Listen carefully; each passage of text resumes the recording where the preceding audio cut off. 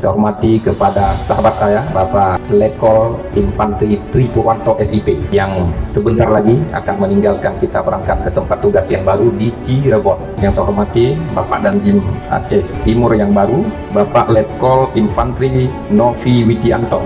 Kalau kami ini malam pelepasan, la in syakartum la azizannakum wa la in kafartum inna azabi lasyadid. Barang siapa, kata Allah, yang mensyukuri nikmatku dan tidak mau kufurnya, dia niscaya akan mendapat syafaat yang besar. Jadi kepergian dan kehadiran merupakan sebuah sunnatullah yang sudah diatur, dan kita berharap datang dan pergi sama-sama membawa berkah.